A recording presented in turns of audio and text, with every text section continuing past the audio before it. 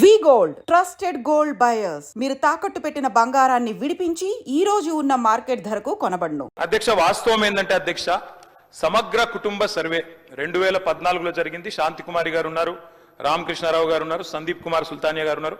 అప్పుడు ఇదే అధికారులు అధ్యక్ష, అప్పుడెవరు వేరే లేరు. సమగ్ర కుటుంబ survey, I'm saying this on record, I worked as a minister for 9.5 years. Yes, చేసింది మొత్తం ప్రభుత్వ అధికారులే, చేపించింది ప్రభుత్వమే. Yes, it is an official document. అందులో ఖచ్చితంగా మేము ఓపెన్ గా వెబ్సైట్ లోనే పెట్టినాం, అసెంబ్లీలో కాదు, చాటుమాటుకు కాదు, పారదర్శకంగా వెబ్సైట్ పెట్టాం. ఆ వెబ్సైట్ లోంచే పాయల్ శంకర్ గారు తీసుకున్నారు. ఏముంది అధ్యక్ష సమగ్ర, ఒక మాట, మీ చేతిలో కూడా అదే ఉంది. ఏముంది అధ్యక్ష అందులో డేటా? తేడా ఏంటంటే కేసీఆర్ గారి ప్రభుత్వానికి కాంగ్రెస్ ప్రభుత్వానికి అధ్యక్ష, సమగ్ర కుటుంబ సర్వేలో పాల్గొన్న కుటుంబాల సంఖ్య 1,03,00,000 కుటుంబాల అధ్యక్ష, 1,03,95,000. మొత్తం పాల్గొన్న ప్రజలు 3,68,00,000. 3,68,00,000 జరిగింది ఒక్క రోజులో 24 గంటల్లో రాష్ట్ర వ్యాప్తంగా ప్రతి ఇంటిని ఎన్యూమరేట్ చేసి అత్యద్భుతంగా చేసినాం. మేము చేసిన తర్వాత ముఖ్యమంత్రి గారు నిజంగా ఎంత మిస్లీడింగ్ గా మాట్లాడుతున్నారంటే అధ్యక్ష, వారు అంటారు అధ్యక్ష ఇంతకు మించిన టాపిక్ లేదు అధ్యక్ష, వారు అడిగిన ప్రశ్నకు తప్పకుండా మా ప్రభుత్వం గతంలో చేసిన పని గురించి వారు అనుమానాలు తలెత్తే విధంగా ఏదైతే మాట్లాడినారో దాని గురించి చెప్పాలి అధ్యక్ష. వారు అంటారు అధ్యక్ష బీసీల సంఖ్య అందులో ఎంత అని. ఎస్, ఆనాడు బీసీల సంఖ్య సమగ్ర కుటుంబ సర్వే ప్రకారం 1,85,61,856, 51%. 51% బీసీలు ప్లస్ అది కాకుండా ముస్లిం సామాజిక వర్గంలో ఉండే బీసీలను కూడా కలుపుకుంటే 10%. మొత్తం ఆనాడు సమగ్ర కుటుంబ సర్వే ప్రకారం రాష్ట్రంలో బీసీల సంఖ్య 61%. ఈ రోజు రాష్ట్ర వ్యాప్తంగా మేము మాట్లాడడం కాదు అధ్యక్ష, ఇక్కడ మా శ్రీనివాస్ యాదవ్ గారు కరెక్ట్ గా చెప్పినారు. మీ కాంగ్రెస్ పార్టీ ఎమ్మెల్సీ చెప్తున్నాడు బయట, దీన్ని తగలబెట్టండి, ఇంకా గలీజ్గా మాట్లాడి నా మాట తగలబెట్టండి అన్నాడు. ఈ కులగణన మీద ఒక నిర్దిష్టమైన ప్రణాళికను రచించి దాన్ని ప్లానింగ్ డిపార్ట్మెంట్కి అప్పచెప్పి దాదాపుగా 95,000 మంది ఎన్రోలర్స్ని 9,500 మందిని వీళ్ళ మీద సూపర్వైజ్ చేయడానికి మొత్తం దాదాపుగా 1,04,000 మంది ప్రభుత్వ అధికారులను, ముఖ్యంగా జనగణన చేసే టీచర్లందరినీ కూడా సంఘాలతో ఉప ముఖ్యమంత్రి గారు మాట్లాడి ఆ సంఘాలను ఒప్పించి వాళ్ళందరినీ కూడా ఈ కార్యాచరణలో భాగస్వాములను చేసి 150 ఇళ్లను ఒక యూనిట్గా 95,000 యూనిట్లు దాదాపుగా చేసి ప్రతి యూనిట్కి ఒక ఎన్రోలర్ను పెట్టి ఆ ఎన్రోలర్ కూడా రోజుకి 8 నుంచి 10 ఇండ్లు మాత్రమే. ఎందుకంటే 150 ఇండ్లు 2 రోజుల్లోనో 3 రోజుల్లోనో 4 రోజుల్లోనో చేయమంటే హడావిడిలో తప్పులు జరుగుతాయన్న ఆలోచనతోటి 3 రోజులు ఆ 150 ఇండ్లకు ప్రతి ఇంటికి ఒక స్టిక్కర్ అంటించి మొదట ఆ ఇండ్లను గుర్తించే కార్యక్రమం చేసినాం.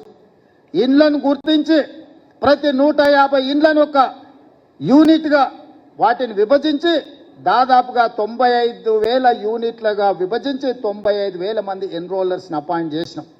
ఆ ఎన్రోలర్స్ దాదాపుగా 45 రోజులు రోజుకు 8 నుంచి 10 ఇళ్ళే.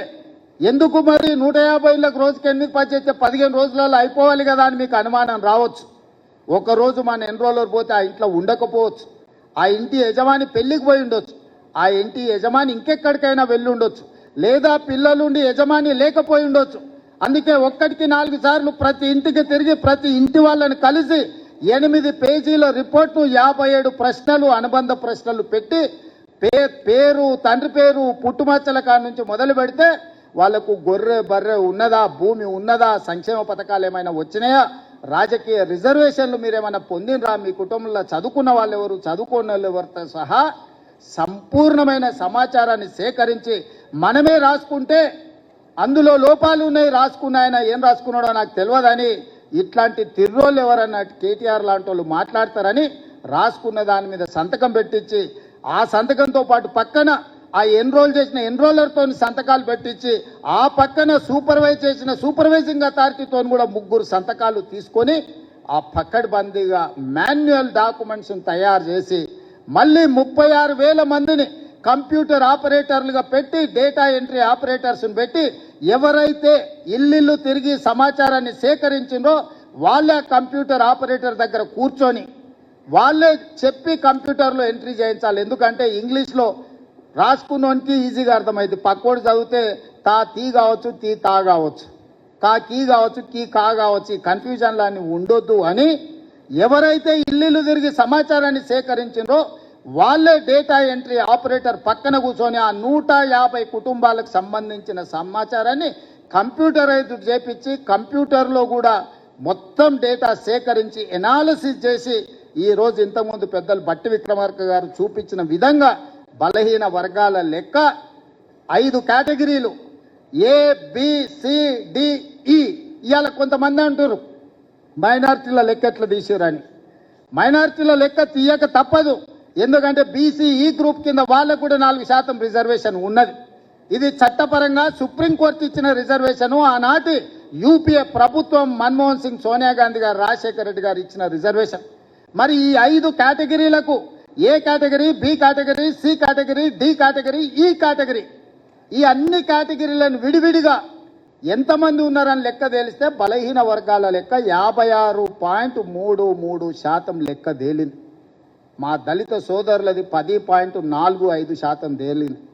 మా గిరిజన సోదరులది 10.08% తేలింది దాదాపుగా. అదేవిధంగా ఆనాడు పదే 12 గంటలల్లా ఒక్క రోజు చంద్రశేఖరరావు కాకి లెక్కలు చెట్ల మీద ఇస్తరాకులు కుట్టినట్టు లెక్కలు కట్టి ఇదే పెద్ద బైబిల్, ఇదే ఖురాను, ఇదే భగవద్గీత, ఈ లెక్కనే కరెక్ట్ అని కాకి లెక్కలు చూపించండి. నేను ఆ కాకి లెక్కలకు ఒకటే చెప్పదలుచుకున్నా. మా దామాన్ని ఇక్కడనే ఉన్నాడు. SC ఉపకులాలు 59 మంది. ఇన్నేళ్ల నుంచి ఆ లెక్క కరెక్ట్గా ఉంది. కానీ కాకి లెక్కల కేసీఆర్ చేసిన సమగ్ర కుటుంబ సర్వేలో SC ఉపకులాలు 82 కులాలని తేల్చాడు. ప్రభుత్వం దగ్గర అధికారికంగా డేటా ఉంది, డాక్యుమెంట్ ఉంది. మా దామన్న కాగితం తీసుకొని చూపించాలి. 59 కులాలు అని మిగిలిన SC ఉపకులాలు ఎక్కడి నుంచి వచ్చినాయో చంద్రశేఖరరావు చెప్పాలి. ఇక ఆయన సక్కనైన లెక్క కడితే గిట్ల తేలింది. చదువుకోకముందు ఎవడో కాకరకాయ అన్నాడంట, చదువుకున్నాక కీకరకాయ అన్నాడంట. లెక్క కట్టనప్పుడు లెక్కలేదైనప్పుడు మా దళిత సోదరుల 59 కులాలు ఉపకులాలు ఉంటే చంద్రశేఖరరావు లెక్కలు కడితే 82 అయినాయి. ఈ సొక్కమైన లెక్క తీసుకొచ్చి నా లెక్కనే ఇది కరెక్టు, నేను సత్యహరిచంద్రుని, ఆయన పోతా ఆయన వారసుడిగా నేను పుట్టినా, నా లెక్కకు ఈరోజు బట్టి విక్రమార్క, రేవంత్ రెడ్డి, ఉత్తమ్ కుమార్ రెడ్డి చేసిన లెక్కకు పొత్తన లేదు, ఇది తీసి పక్కన పడేయండి అంటున్నాడు. నిజంగానే చంద్రశేఖరరావు దీన్ని అనాలి అంటే ఎప్పుడు ఆయనకు నైతిక హక్కు వస్తుందంటే ఆయన సమగ్ర కుటుంబ సర్వేతో పాటు ఈనాడు ప్రభుత్వం చేసిన కులగణంలో ఆయన కొడుకు, ఆయన అల్లుడు అందులో లెక్కలు రాపిస్తే ఆయన లెక్క గురించి మాట్లాడడానికి అధికారం ఉంది. అసలు తెలంగాణ సమాజంలో జీవించే హక్కే చంద్రశేఖరరావుకు లేదు.